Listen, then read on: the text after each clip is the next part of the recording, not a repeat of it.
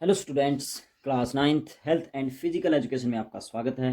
और second chapter में आज हम पढ़ेंगे कि आँखों की सफाई, पैरों की सफाई या और शरीर के अंग हैं उनकी सफाई व देखभाल हम कैसे रख सकते हैं। तो सबसे पहले मैं लिख रहा हूँ, क्योंकि इसके हमने कुछ चार पार्ट पहले कर लिए थे। तो यह नंबर 5 है कि पैरों की देखभाल।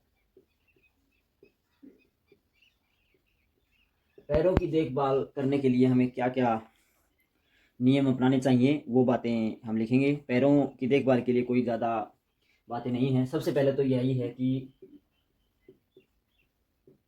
रोज़ाना साफ करें। साफ करने का अर्थ है कि रोज़ाना उनको धोते रहें। कहीं गंदगी में हमारे पैर चले जाते हैं, कई बार रेत मिट्टी में ज़्यादा रहते हैं, तो वो काम निपटाने के बाद या कोई कार्य करने के बाद हमें पैरों को साफ कर लेना चाहिए। इसके अलावा जब हम स्नान करते हैं तो पैरों के बीच में या कहीं रेत मिट्टी फंसी हुई है उंगलियों में, अंगूठों में, नाखूनों में, तो वो हमें साफ कर लेनी चाहिए। तो स्नान स्नान के दौरान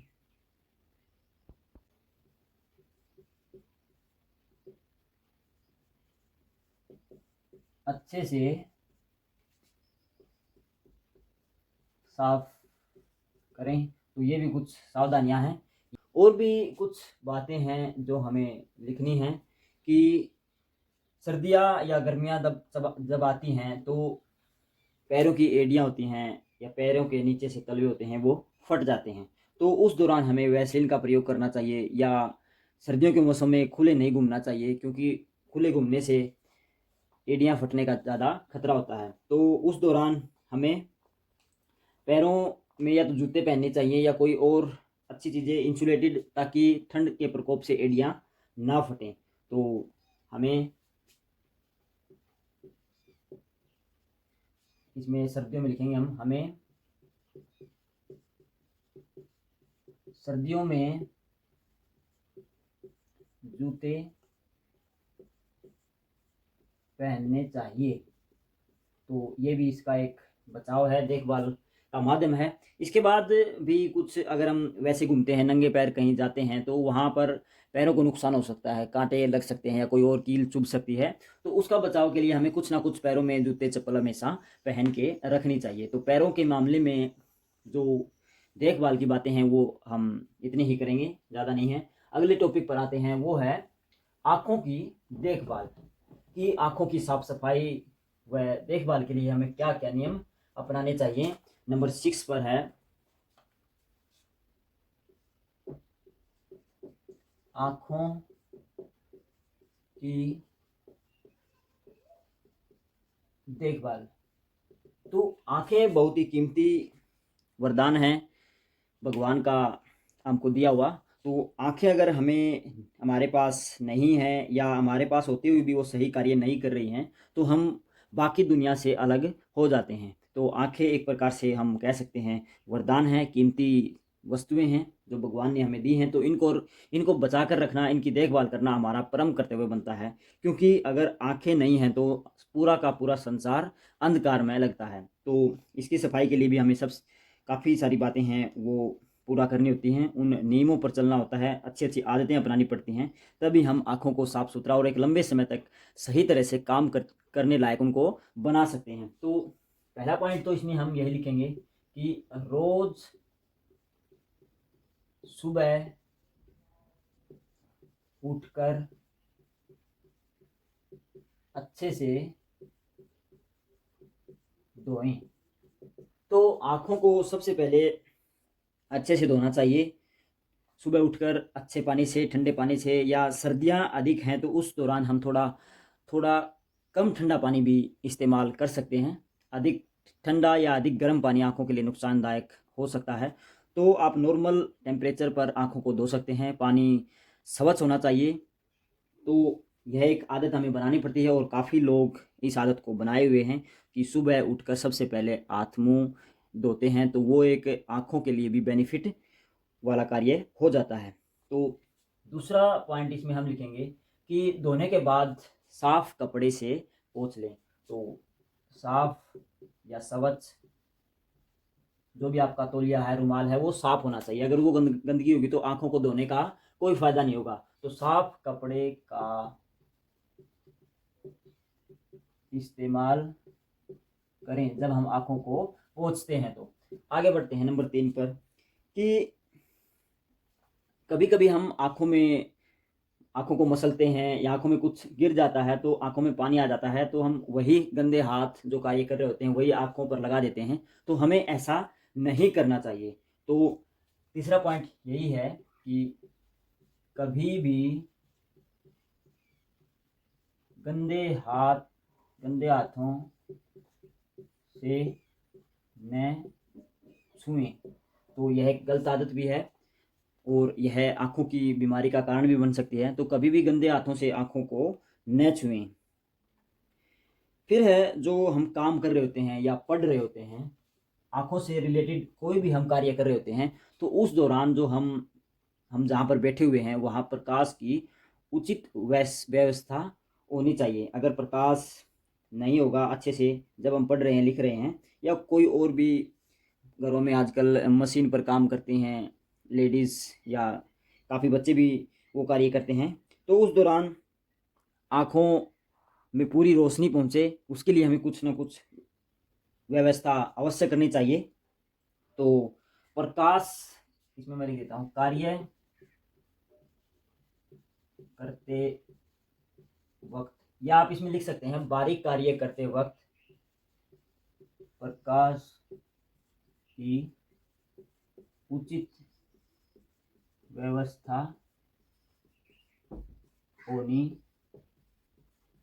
चाहिए। तो ये हम लिख सकते हैं इसमें। आगे बढ़ते हैं नंबर 5 पर कि कहीं हम जा रहे होते हैं या कोई हमारा कार्यस्थल होता है तो वहाँ पर धूल मिट्टी का कभी कभी अधिक कार्य हो जाता है, तो उस दौरान हमें आँखों को बचाकर रखना चाहिए। कोई उचित चश्मा या कोई आई कवर हमें वहाँ पर लगाना चाहिए ताकि आँखों में जो गंदगी है, धूल मिट्टी के कण है या अन्य गैसें हैं वो ना जाएं और नुकसान ना पहुँचाए। तो उसका प्रबंध भी हमें करना चाहिए। तो हम यहाँ पर लिखेंगे कि आँखों को तेज रोशनी, धुआं व धूल से बचाकर रखना चाहिए। तो तेज रोशनी भी हो सकती है क्योंकि कई बार वेल्डिंग वगैरह होते हैं, तो वहाँ उन तेज रोशनी को हमें नहीं देखना चाहिए। या हम देखते हैं तो कुछ ब्लैक फिल्म के माध्यम से हम देख सकते हैं कि अपने आँखों के सामने कुछ काला कांच होता है या जो रोशनी को बिल्कुल ही कम कर देता है, धीमा कर देता है। तो उस दौरान अगर हम आँखों में वो रोशनी ना जाने देंगे तो हमारा फ़ायदा होगा, क्योंकि वो खतरनाक रोशनी होती है, आँखों के लेंस पर एक बुरा प्रभाव डालती है। फिर हम आगे बढ़ते हैं नंबर 6 पर कि जब भी हम पढ़ते हैं, पढ़ने के दौरान आप सबको पता भी होगा कि आँखों को कम से कम 30 सेंटीमीटर दूर जो हमारी बुक है उससे दूर रखना चाहिए। 30 सेंटीमीटर का अर्थ होता है 1 फुट। तो कम से कम 1 फुट की दूरी बनाए रखें अपने और जो पढ़ने वाला या लिखने वाला जो भी हमारा माध्यम है उसके बीच में। तो एक उचित आसन का भी प्रयोग हमें करना चाहिए पढ़ते लिखते वक्त। उससे क्या होगा, हमारा पूरा शरीर और आँखों का जो नुकसान होने वाला है वो हम उससे बच सकते हैं। तो पढ़ते लिखते समय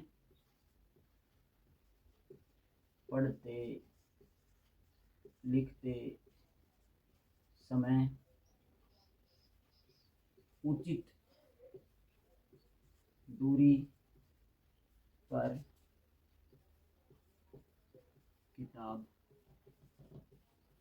रखें। तो यह भी एक आँखों के लिए फ़ायदेमंद है।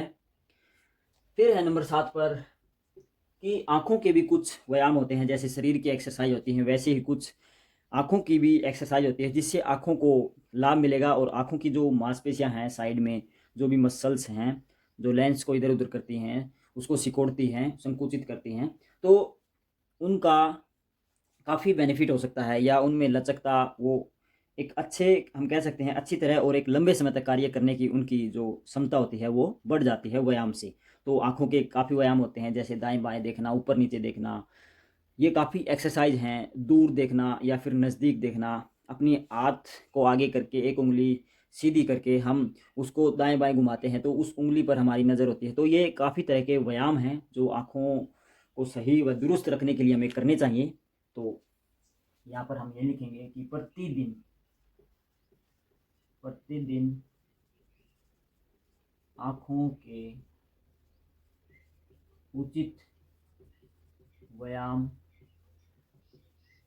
करें।